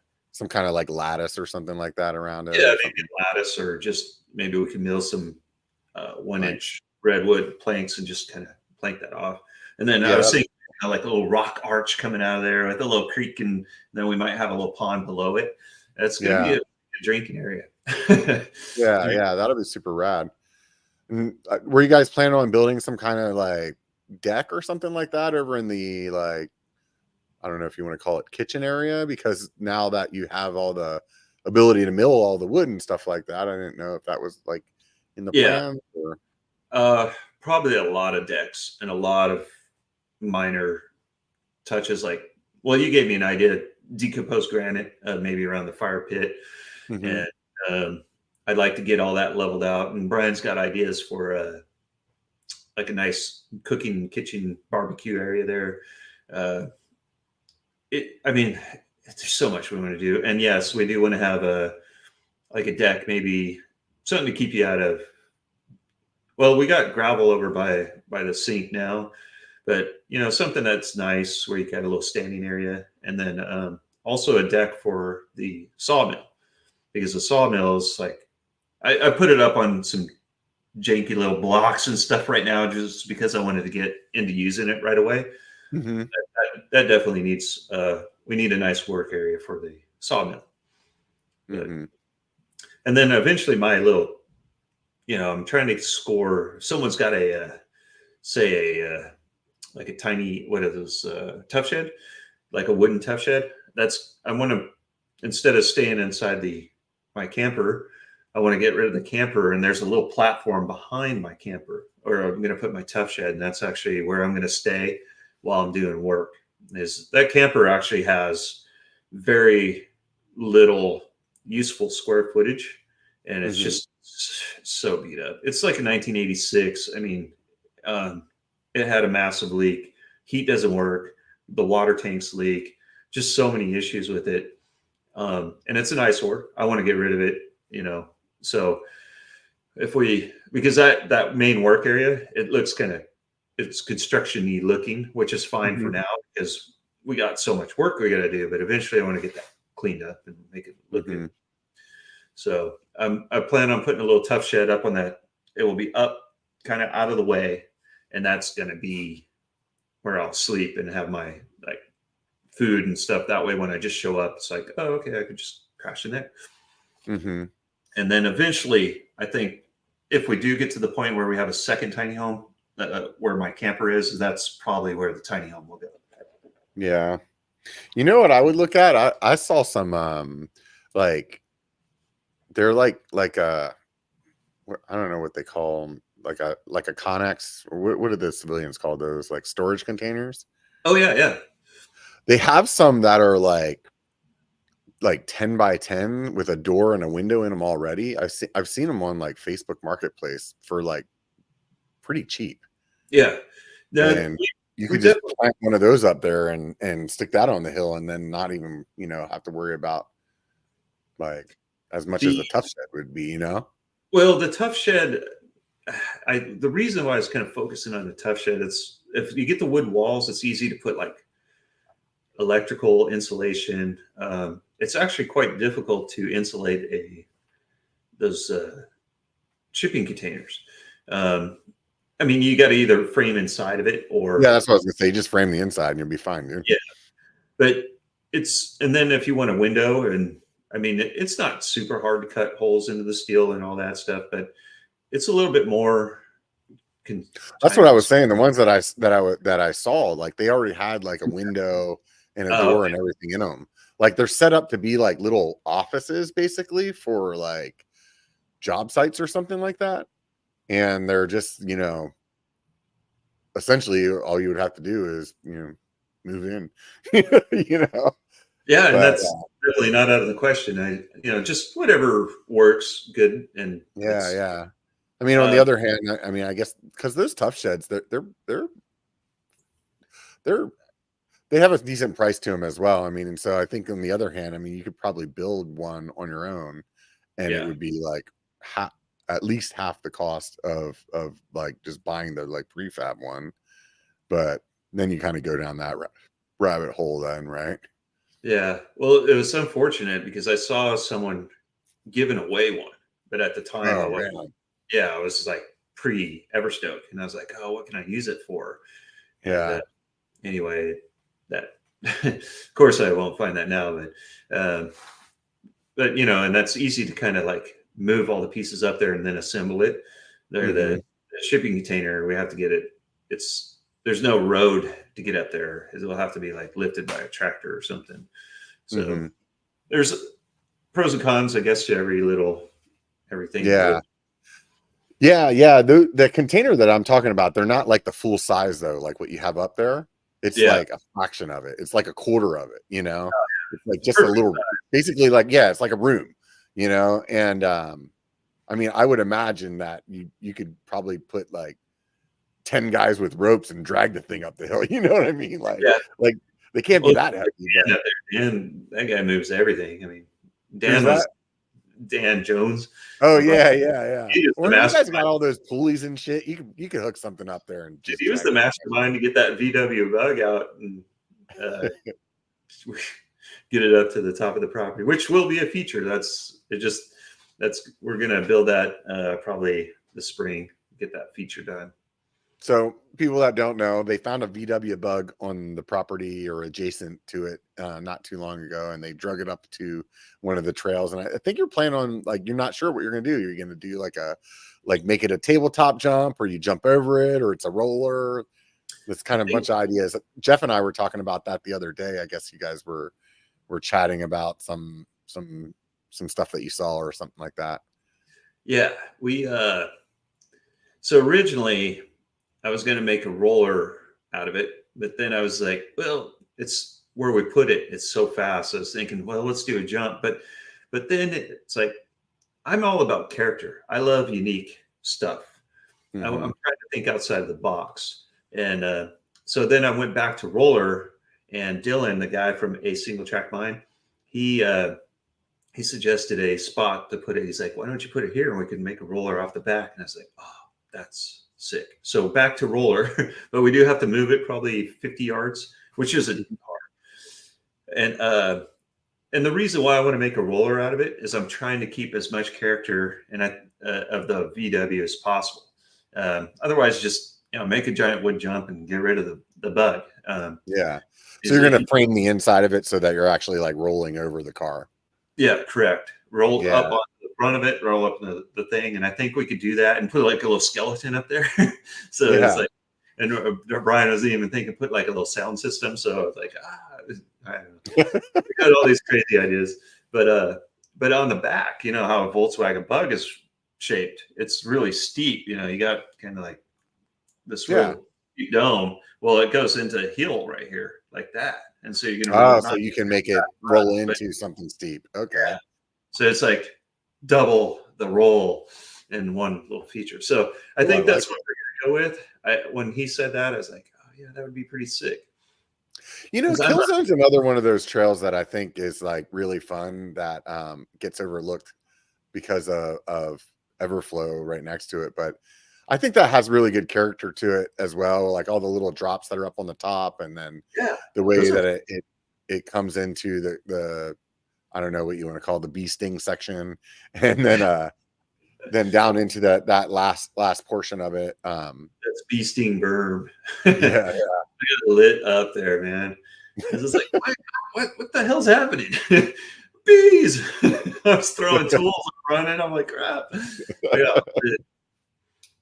So how many trails, like, is the property on the other side of the gorge just as big as the property on the side that you've been building on? I think we'll have more usable trail buildings area on the back side of the property than we do in the front.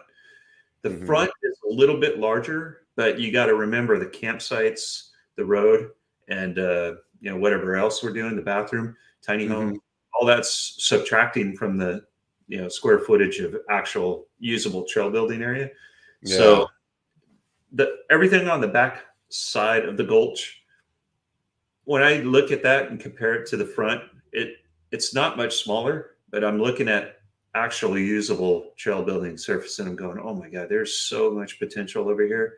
It's ridiculous. Like, you really ought to build your own line out there. I mean, we're looking for YouTubers to come out and like put a signature feature or trail if they have the time, and you know, make an entire video out of it and just have fun and walk and it and whatever. Yeah, I think I'm into it this year, man. Honestly, like, it sounds like a lot of fun to me to you know, come up and take a look at that area, and I've I think it'll be fun, especially you got all the gear up there to make the planks and all the stuff like that. So every time I've come up, I've had a really good time building it. Like, I don't know, I feel like when you and I and our other buddy get together and build, it's like the gang's back together, you know. And like, it's fun. I really enjoy building with you, and you know, and it's great just to get other people's like flavor out there, you know. Like when Eric from BCPOV built the Huckback well, that's such a great, you know, it's so fun. And it just, you know, from his original plan to where it ended up, it just kind of evolved. And originally it was going to be gap in, gap out, but then he realized, you know, let's make a ladder so everybody could enjoy it. And it was sketchy. You know, he's a good writer, so if he was kind of really getting sketched out and sending the jump into it and out of it, it'd be a pretty tough feature. But everyone, I mean, that was part of the race. Everyone had a great time. It's really cool. So I really like the jumps that you put in just recently, where there are like each one is a little bit bigger than the next one. I feel like every city, every bike park should have that in that like small of an increment, because it's just it's like, where else do you get to practice doing drops? So people that may not have seen the video, there's basically like a 1 foot drop next to a 2 foot drop next to a 3 foot drop next to it. Doesn't it go up to like 6 feet or something like that? I think, well, it goes up by increments of 6 inches. So you got like 1 foot, foot and a half, 2, and I think it gets up to a 4 footer. But that's measuring from the lip to the ground. Right. So you going out, it's probably you're more realistically probably starting. I'll have to get accurate measurement, maybe like find But out. either way, there's the ability to slowly progress. Like you can do that 1 foot and then be like, okay, I feel safe in this, It's called the drop. and then you can go to the next one. And I think that's like, that's really key to have something that's like safe and, built in that manner where you feel like, then, once you walk away from that, like, oh, I can hit this jump that's 4 foot. Now I can like size up other things and know that I feel comfortable with that, and I think that's like, I think that was a really, really, really good addition to that area. Definitely. I'm glad you like it, and it definitely works. Which the weekend I started building it, there's some people camping there, and this guy never hit a drop before. And by the time he left, he was hitting the 4th drop, and he's just like, "Dude, that's awesome." So the drop zone is definitely something I kind of envisioned a long time ago, even at the Elk Grove Bike Park. I built there called the aircraft carrier, and it was basically a tilted drop. So it's just one drop, but you literally could drop the very far left would be like 1 foot, but you could go increments of an inch all the way up to the thing. And it was cool. It was just this like giant tilted drop. And I was talking to somebody recently about a trail that we were working on about putting something like that. That way, like if you hit the left side, it's only a 1 foot drop, but if you hit the right side, it's a 6 foot drop. It looked cool. It looked kind of like a shark fin type of thing, but it was just a giant drop. And they tore it down at the bike park. But, yeah. Well, this is your property, so you don't have nobody's going to tear it down unless it's you. Yeah. I'm in charge, damn it. Right. So how's the channel been doing over the time of Everstoke? So like the initial plan was like you sold your business, you were gonna like lean into Everstoke and YouTube, and here you are 3 years later. How's that looking? It's going. It's definitely growing, and I mean, obviously, we'd all like to get faster because I'm happy with how many subscribers I have, but financially, it's like, ooh, I'm like, holy crap, I'm putting a lot out here on the line here, so I got to make something to pay the bills. But yeah, the channel, I think, is a little over 11,000 now, which is pretty sweet, and I feel like I'm making fine-tune adjustments as I go while staying true to my nature, I guess, because I just kind of like, I kind of came to this conclusion of like, we always talk about, you're trying to make a story, and I just feel like Everstoke's one giant story. So I'm just like, okay, I'm just doing updates, and I kind of grown to like that type of platform, and I obviously could make it a lot more interesting, but I think as I go, I'm adding kind of fun little things, my own little words I like to say, my little phrases, and these are just things that come to my mind at times, and just silly things I do. Like my latest one is I got the rake as a pointer and stuff. So I feel like I'm making these little adjustments into the right direction, and my viewership has definitely went up quite a bit, and the view duration. So it's like, my old ride videos, people would watch, well, for, I don't know, 30% was like a 30, if they, what do they call that? The retention is, if it was 30%, that was like really good for me. That's, I'm way, way above that. I'm hitting 60% retention, which that's double. So I feel like if I could make some more tweaks, and I think it'll start going. Brian's, you have like a Patreon, and you have that going, or using the memberships too, or just the Patreon? Patreon. Yeah. You mean memberships as far as? They have memberships on YouTube now, so it's sort of like Patreon, but it's like on YouTube itself. So no, I haven't.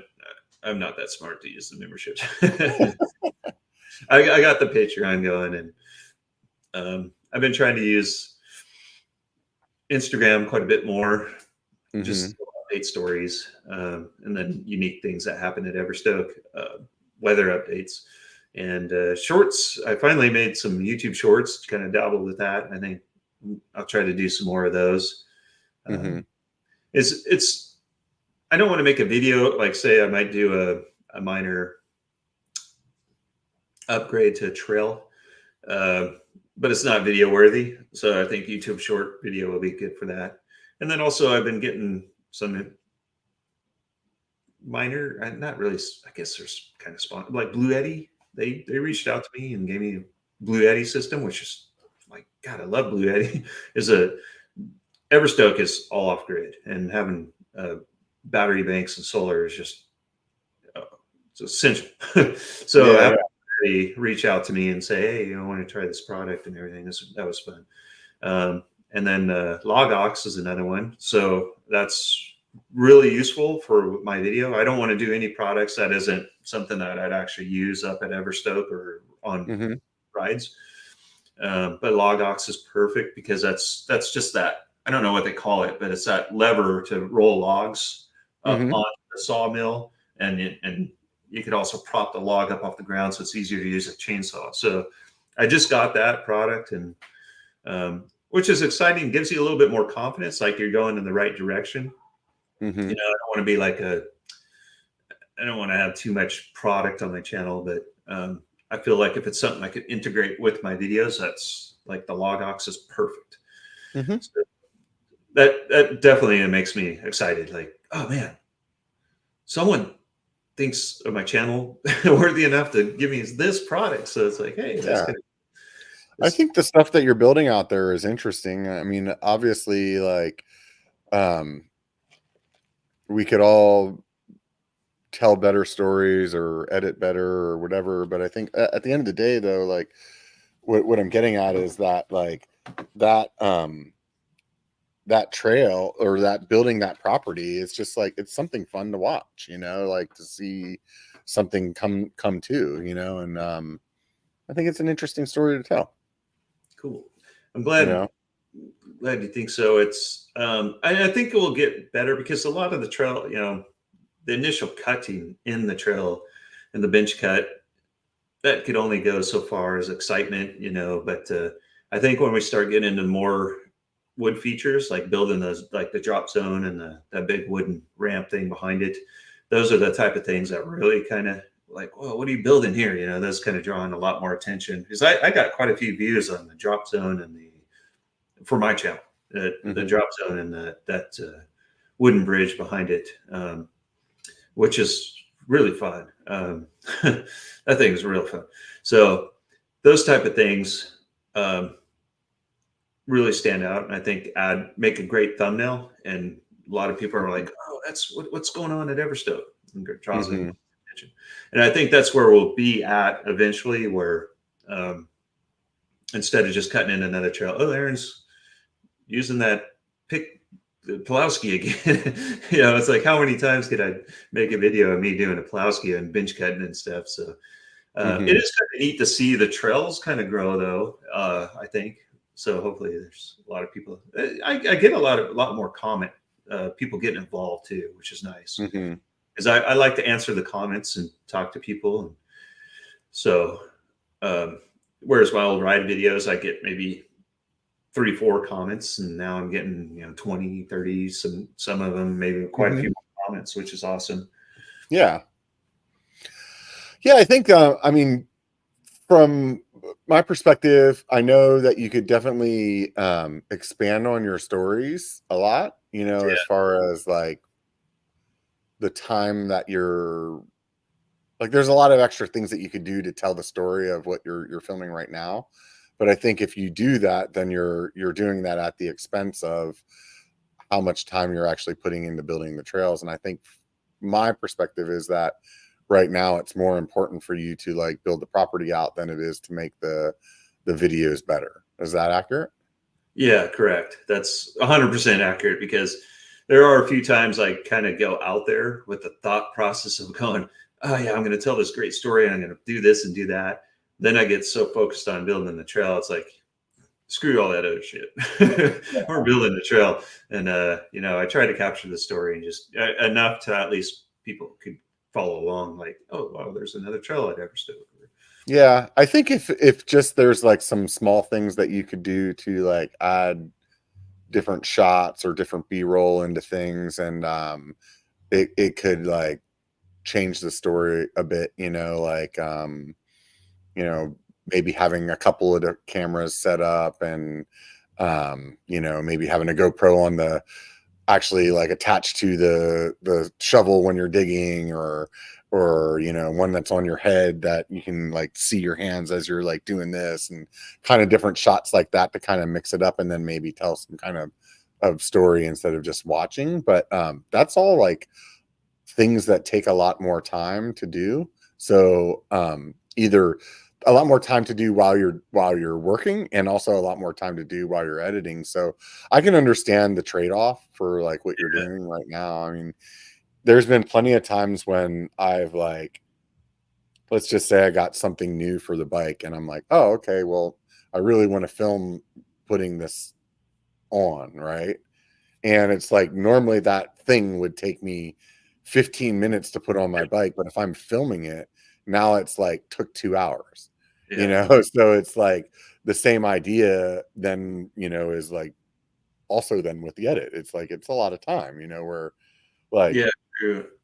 And it's like so, the trade-off, like, okay, I spend 2 hours on this thing here, but that's like, is that really gonna, and for me, it's like, I've never been a really good person at putting together a story. So it's like, I'm trying to learn a way to like do it efficiently without cutting into too much trail building.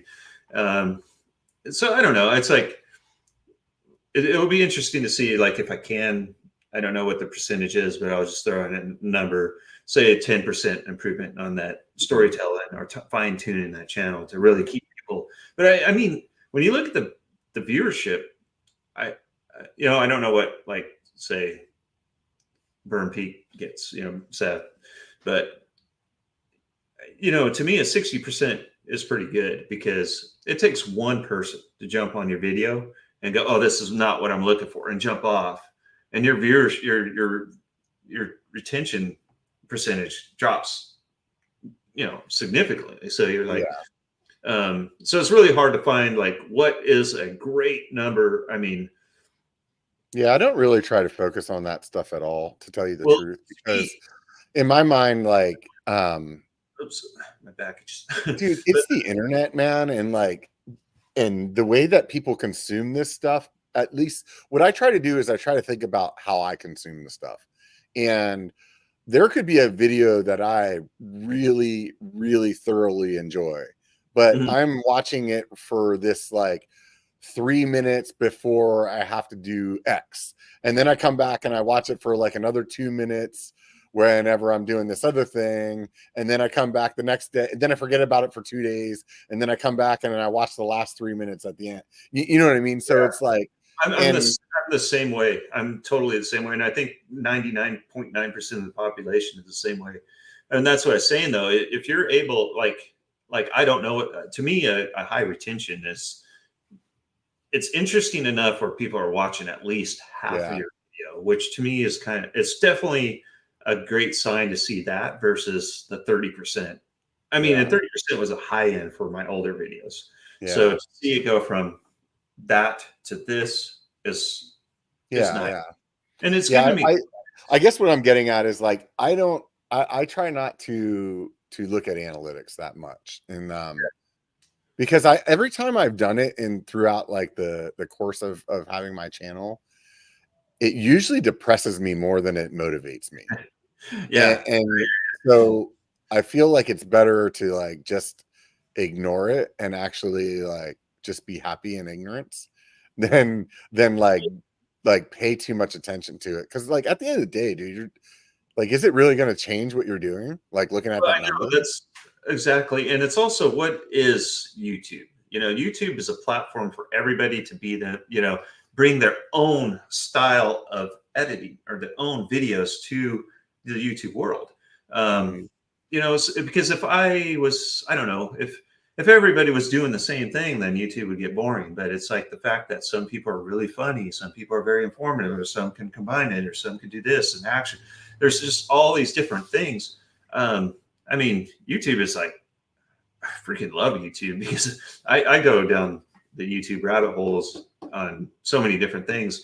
And one month it's I'm watching people's reactions to music videos, and the next month I'm watching cat videos, and the next month I'm all over the place too. Yeah. So it's very interesting, just because you might lose some viewership from some people,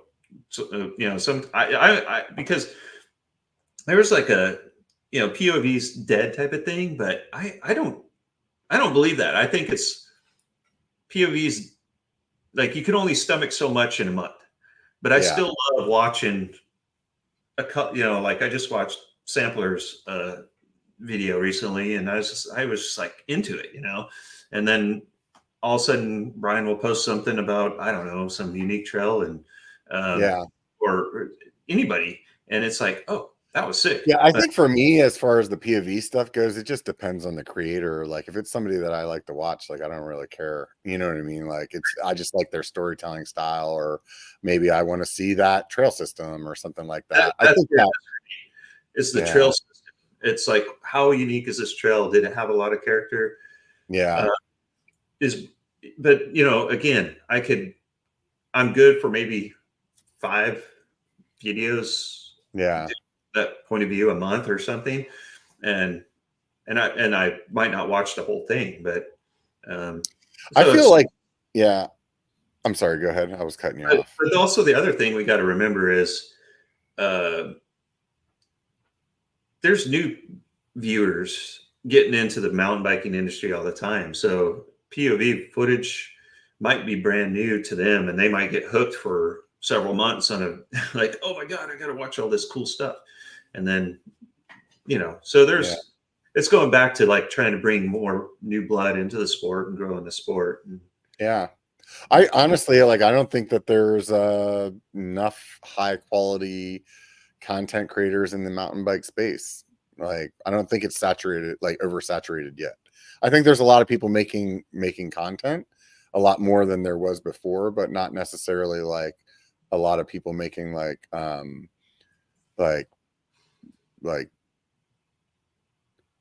top notch, like super intriguing, like a BCPOB or a Lone Ranger, or like, and then, I think you have a lot of people that are earlier in their like skill set, like I'd say I'm like in the middle, you know what I mean? Like, and I still have, a ton of way to go as well. But I think what I'm getting at is, like, I get on as somebody that wants to consume mountain bike content, and I can't always find like more to watch. Yeah. You know what I mean? Where like I could get on and be like, I want to see Nirvana content, and I can watch Nirvana content from the time I wake up until the time I go to sleep. And it's going to be like somebody else's story of, how Dave Grohl feels about this, or how Chris Knowles-Deck feels about that, and like why this song was written that way, whereas mountain biking is like, I can get on and I'm going to watch, a handful of things, and then I'm going to run out, until like next week when all those guys bring out more stuff, So I think that there's definitely room for a lot more people to be doing things. And I think that, like, it's exciting. It's exciting to be part of it, regardless of where I am in the scope, like, I think for a long time that was something that, that I just had to kind of like maybe accept or something. It's like, oh, this is where I am. I'm not going to be like the Bill Gates, but I'm okay with being like a business owner that pays the bills. You know what I mean? Like, that's fine, Yeah. And actually that's really kind of me too. I don't want to be super, super huge on YouTube. I just want to have that level of where everything's sustainable between Everstoke and my channel, and, making this happen. It's just, I don't know if I'd want to be like 1 million subscriber big or something. Maybe, I guess. I just have that fear, because even with Brian, sometimes there's been times like we like go out somewhere and any trails, like we did some riding in where the hell was that? Moab. And and we got stopped several times, which, it's cool. But it's like, hey, Brian, you want to, can we ride with you? And it's like, we already had all our plans and everything in place. So Brian had to kind of tell him, oh, dude, sorry. Like, we got some things we got to do. And I can tell, like, Brian doesn't want to be the guy to say, turn down. Yeah, nobody does, but yeah, I get what you're saying. But it was just kind of like, man, Brian gets recognized a lot out on the trail system. And I'm like, Yeah. I don't know if I want to be right there or not, but it is cool that he's able to, do this for a living, which is, so I don't know. So I want to find that perfect level, and that's cool. No more, no less. Yeah. I mean, for me, it's like, I just like being part of the community, really. Yeah. Like, like at the end of the day, I've come to the realization that it's really unlikely that I'm ever going to quit my job because, I mean, like I said at the beginning of the podcast, this thing on YouTube last year made $125. So it's not like I'm doing it for the money. I think it's the YouTube thing is like crazy. It's just like the money from the YouTube is just horrible. It's like I think it's more rely on some sponsorships or something, and that's or like Patreon or memberships or something like that. Those are honestly like, if it wasn't for Patreon, whenever I first started it, a long time ago, and now the memberships is doing, coming along as well. It's like, if it wasn't for that, I probably would have stopped doing YouTube, at least in the, at least stop doing it in the, with the level of repetition that I am right now. You know what I mean? It would be like, I don't think I'd ever stop making videos, but it'd be like, if I made 2 videos a year, I wouldn't give a fuck. You know what I mean? Like, it'd be like, oh, cool, that was fun, and but going back to that community thing you're saying, that's like how we met, and that's how I met Brian, and that's how I met RC from Outdoor Gold, and Kyle, Profession Kyle, and Joe. I just like most of my friends I met because of YouTube. I'm totally agree. I'm pretty much everybody I hang out with is from YouTube or mountain biking, which is essentially from YouTube as well. So it's like most of my high school friends, we don't, we're friends because we were in high school together, and it's like that share a lot of the same interests. Many of them want to sit down and watch football all day, or they're perfectly content, which is free country, do what you want. But I got to get out. I want to do stuff outdoors, and the mountain biking community just brought me to more like-minded people that we just have a good time. Yeah, no, I totally enjoy it. I mean, I'm right there with you. I never thought that I would be into trail building as much as I am. Like, if you were to tell me like 10 years ago, like, hey, this is what you're going to be like super stoked about doing every year as soon as it starts raining, I would have been like, you're high. Like, my addiction level to building is so high. I mean, it's like you almost, dude, by the end of the day, when I'm hobbling my butt back to my camper, and I am just whooped. It's like, dude, that one trail I put in like 2 consecutive 14-hour days. I think it was like in April to get that one trail done. I just couldn't stop. Like, you just get really focused on like this one more task, this little bit further. And you do that all the time. And it's like, you're like, I just got to cut one more branch. 80 branches later, and 20 rocks move. Yeah, Johnny and I were joking around the other day. We were working on a trail, and it was like, okay, we're done. That's it. Let's go back to the truck. And it's like, oh yeah, I forgot. It's going to take us 2 hours to get back to the truck, because every 5 steps that we take, we're like, oh, I'm just going to do this real quick. And then get another 10, 15 feet. And you're like, oh, I'm just going to move this rock. Oh, another 10 foot. Oh, I'm going to cut this one more tree right here, and you're like, oh my God, this is fucking ridiculous. It's so addicting. I don't know. I love building trails as much as riding. And I almost think I kind of love building trails more than riding now, which is weird. Honestly like would, if I could make a viable business out of building trails, I would consider it. I like it that much as well. I really didn't. I just, it really surprises me how much I enjoy it. And I think it's because like, like, I don't know, I like just like you feel like you did something when you're done, like, I do IT, so everything I do is like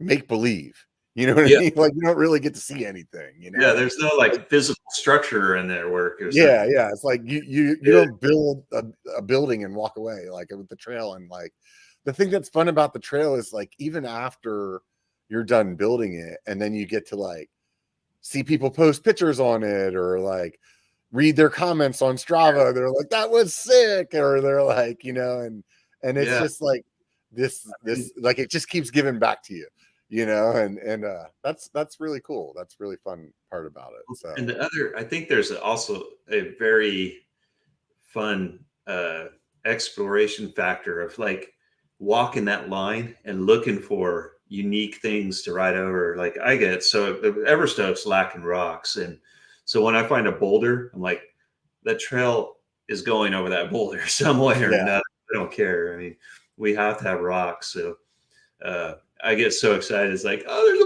a boulder. I'm like a little kid, and Dan will look at me like, well, I'm like, no, we're rerouting to that boulder, dude.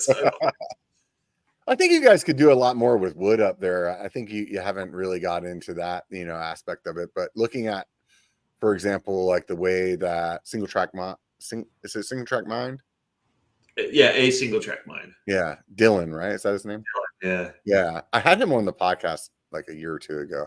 Anyways, awesome. like looking at how he's building, and like using the wood to build dirt features, like I think you could do stuff like that and build character in ways that like, oh, I didn't really think about doing it like that. Like on the downhill section, maybe like when you're going down that super steep section, like instead of it being like a wooden switchback, it's like a wooden feet like structure so that you can make this switchback going down instead, and it's like, oh wow, that would be like super fun and steep and like just be able to like rip right through there. And I think there's a lot of opportunity for those things, but but right now, I mean, right, I think what you're doing, it makes sense to me why you're doing it. It's like, hey, let me get the skeleton in, and then like we can start working on it from there. Yeah, because just watching him, oh man, I have so much to learn from other builders, which is, so I know a lot, but like I'm barely scratching the surface. I just looked at a couple of his. I mean, I just barely showed a video clip of some of the stuff he's doing at one of the beginning of my videos. And the way he does stuff is like, dude, your wood building skills are freaking awesome. So I got so much to learn. And,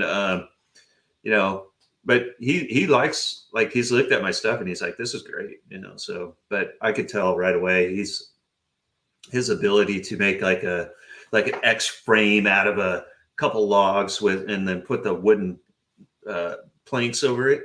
It's like, this is phenomenal. And I think he has a construction background. I believe he mentioned that to me, but he's doing that with a chainsaw, and it's freaking awesome, man. I'm like, this is sick. I'm going to learn so much cool stuff. And that's another reason I got to get more other, like cut laps. That guy's a stud, man. I love his channel.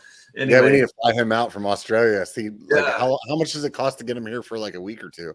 I don't know. He needs to come out because he's built some really cool stuff in his backyard builds. And our trail builds another guy. Oh my God, I'd love to have him out. Just like, let's build something together, I want knowledge, and I want to figure out like great ways to build stuff and utilize the surrounding stuff to just make it happen. That would be let's start a GoFundMe to get cut laps to America. Yeah. Right on, man. Well, dude, it's been 2 hours, dude. Freaking sweet. Time flies, man. Always a good time talking to you, dude. Definitely had a great time chatting. I really appreciate you sitting down and having the conversation with me and all the other biker barers. all the people. I don't have a good name for them. I know everything that comes to mind is just going to sound mean. So the barriers. Yeah, right. I'm like all the bitches. I don't know. Anyways, no, really, everybody that listens, dude, I'm sure that they enjoyed the conversation as much as I did. So I really appreciate it, man. So anybody that hasn't been to Aaron's channel, go check it out. MTB'ing Adventures. It's also in the show more. And Everstoke.bike. That's the website for the property up there. Go over there and check it out. Correct. And so he's had an enduro race there last year, and he's doing another one this year in September. It's gonna be good. So I'm pretty sure. What's that? And that's through California Bear Adventures. So yes. Yeah, so I've been talking with him. Low key, maybe Biker Camp is going to revamp this year with that. So we'll see what happens. Keep tuned in. Those of you guys out there that that are watching on YouTube, give me a follow. Maybe shoot over to Aaron's channel, give him a subscribe, thumbs up, those kind of things too. It's always fun to see those numbers grow. It keeps us motivated. So if you just want something else, check this out. I was on Fazari's website today, and they have an outlet section where you can find some like pretty screaming deals. There's like, maybe it was like they have a 30-day like try it, 28 days, something like that. Like you can buy a bike from them, they'll ship it to you. If you don't like it, you just send it back. So sometimes that happens, and you can go to the outlet and pick those bikes up. I saw one that's like $7,000 bike for like $3,500. Go check it out, Fazari.com. Other than that, Tasco is a channel sponsor this year. So if you're thinking you need some new gloves, head over to Tasco, use code biker, B1KER, save some money. And if not, remember this: it only takes a bike to be a biker. Get out and be one.